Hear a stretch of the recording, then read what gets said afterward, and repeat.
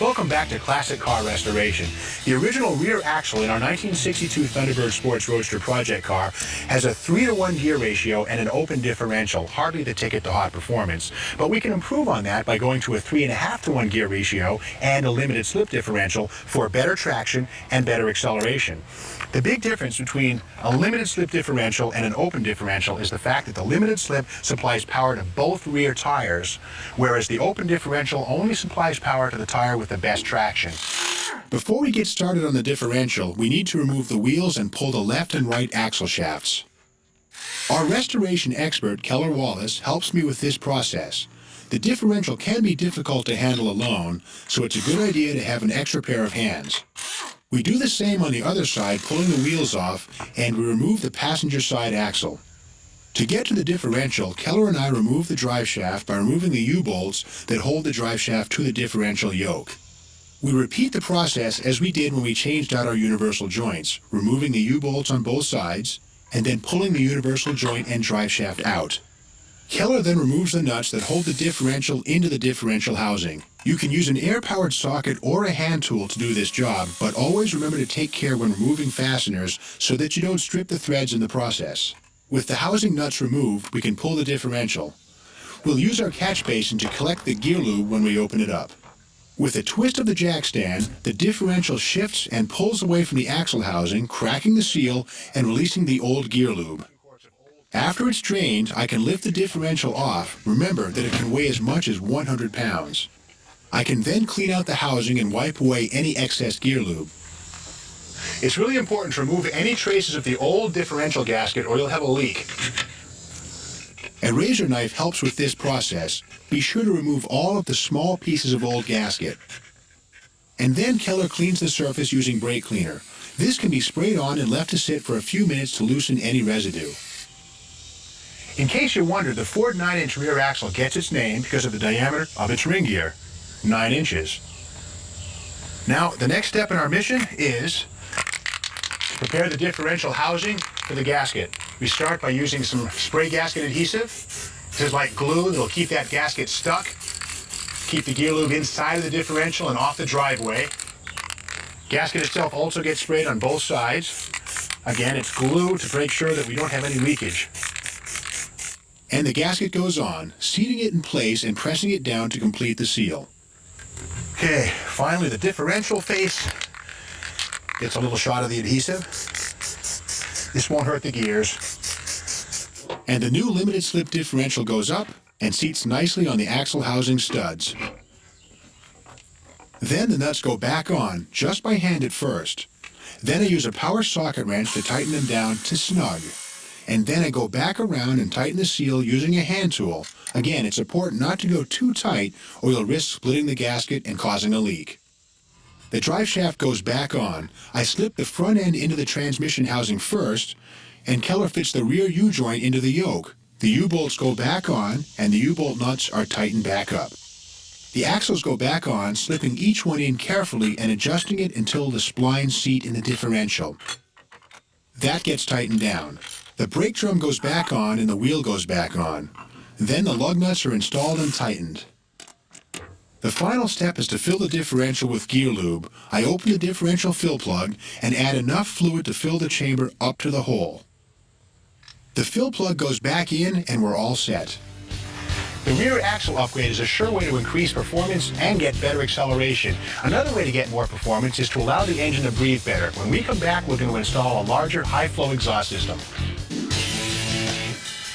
Welcome back to Classic Car Restoration. We're making some great progress on our project car, an authentic 1962 Thunderbird Sports Roadster. Now, some areas are just getting regular maintenance, while others are being upgraded for improved performance. Ford specified a dual 1 3/4-inch exhaust system for the Thunderbird, but when you consider that it has a 390 cubic inch engine, the piping's kind of small.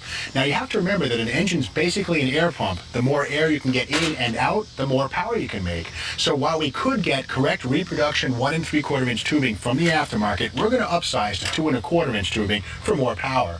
Now Keller's going to take this pneumatic cutoff wheel and remove our leaky old exhaust system. There's no real trick to removing an old exhaust system if you're not planning on using it again. We simply cut off the brackets and then work on sections of pipe and remove them as we go. An air-powered cutoff tool or a die grinder with a cutoff wheel is the best tool to use for this job. They are available with a straight shaft like I'm using or an angled shaft. And some have the wheel mounted parallel to the shaft to help get into tight areas. A reciprocating saw or sawzall also works great. We left about a foot of exhaust pipe on each one of the exhaust manifolds. The reason why we did that is because there are studs and nuts that hold these pieces of head pipe to the manifolds. They're rusty, and if we break them off, that's a big problem. So because we're taking our car to a muffler shop, they have the proper tools, torches and nut splitters, to pull those studs apart safely without any kind of trouble. We've just brought our car back from the muffler shop where the original rusted exhaust system has been replaced with new piping. Now, there are local and national muffler chains that can handle this work for you for a minimal price. In our case, it cost us $250, a job well done. Here's what they did. The original exhaust system on our Thunderbird was made out of 1 3/4-inch piping. They've upsized it to 2-inch piping for better flow. Also, the original resonators and mufflers on the Thunderbird were designed to be as quiet as possible, but they're not that efficient. So we've gotten rid of those and just gone with a pair of simple turbo mufflers. The end result is reduced back pressure, more exhaust flow capability, more power, and a nice pleasing rumble out of our 390 motor. We'll bring our 62 Thunderbird Sports Roadster into the 21st century today with some hardcore high-performance engine bolt-ons, including aluminum cylinder heads, a high-flow intake manifold, and a high-performance 4-barrel carburetor. It's going to be an exciting day. Join me.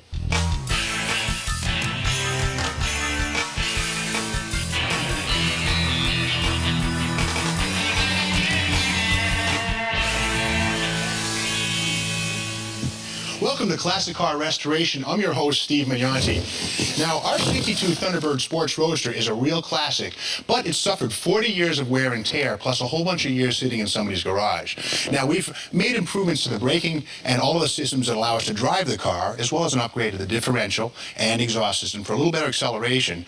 But today's the fun day. We're going to be adding all kinds of speed equipment to the car. This is like Christmas morning to a little kid. We've got aluminum cylinder heads. We have a high-performance carburetor, an aluminum intake manifold, a bunch of chrome dress-up items, and I can't wait to get started. But before we can do that, we've got to pull the old parts off the motor, so let's get going. To make room for the new high-performance bolt-on parts, we've got to strip the motor down to the bare short block. We can do that in the car, it's not a big deal, but to make life easier, we've pulled the hood off the car and also cleaned up the underhood area of all the grit and grime. Now, our first order of business is to take the carburetor off and the distributor and basically work down from there. I use a socket wrench to disconnect the accelerator rod at the carburetor, and then remove the bolts that hold the carburetor down to the intake manifold, and I disconnect the fuel lines. Then I lift the old carburetor off. I also go under the car and detach the fuel line from the fuel pump and pull that up and out of the engine. Then I unhook the distributor hold-down clamp and disconnect the coil wires and pull the spark plug wires out. Then I can remove the distributor. Next, I remove the bolts that hold the radiator surge tank in place. I loosen the hose clamps and slip the hose off, loosen one more bolt, and then can remove the tank. Next off is the ignition coil and coil wires. I've labeled the wires so I can reattach everything easily. I loosened the clamp of the hose at the carburetor base plate. This runs warm water to the carburetor and allows for faster startups. We will not replace that when we upgrade to the 4-barrel carburetor and aluminum intake manifold because it's not needed anymore. Now, the air conditioning compressor and pump do need to come off the motor, but we're not going to disassemble them or disconnect them from the car because we'll lose all of the Freon. And with these older cars, the gases inside of these things are hard to replace, so we don't have to break into the system. So what we'll do is remove the bolts in the bottom of the compressor, slide it forward, take the belt off, and then just roll it up on the side of the car like this, where it'll stay put during our surgery. Next, the valve covers come off by removing all the bolts. We may replace the T-Bird's original valve covers with shiny new chrome ones. Then I disassemble the rocker arm assembly, loosening the retaining bolts, and then removing the rocker arm shafts. And I remove the push rods. It is not necessary to keep them in any particular order. Now, in many cases, stock intake manifolds are made of aluminum or they're fairly light, but this Ford FE is among the heaviest of them. So to save our backs, we're going to utilize a little trick. We'll take an engine lifting plate, just set it down onto the manifold, like so. I bolt it down, and then I insert a steel rod through the plate, and our restoration expert, Keller Wallace, and I can lift the heavy manifold off the car. Then I remove the cylinder head bolts. These long bolts are torqued to anywhere from 50 to 100 foot-pounds.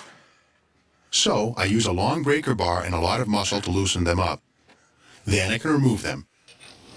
With all of the cylinder head bolts removed, now we can crack the head free of the block. Now, sometimes they come off really easily, sometimes they don't. That's because the head gasket sometimes sticks the head to the block. To make our life a little bit easier, we'll take this ratchet extension, put it into the intake port, and use it like a pry bar. Want to be sure not to contact the valve and hurt the valve. Just put the thing inside of there and pull it apart. And the cylinder head comes out. I do the same on the other side, and the other cylinder head comes off too. Our last step is to clean things up before we start installing new parts. First, I remove the head gasket and clean up the cylinder head deck using a gasket scraper. It's important to remove all of the gasket and debris. It's also a good idea to wipe up any remaining coolant in the cylinder bore and the lifter galley. Standing coolant can cause rusting if left on for more than a few hours.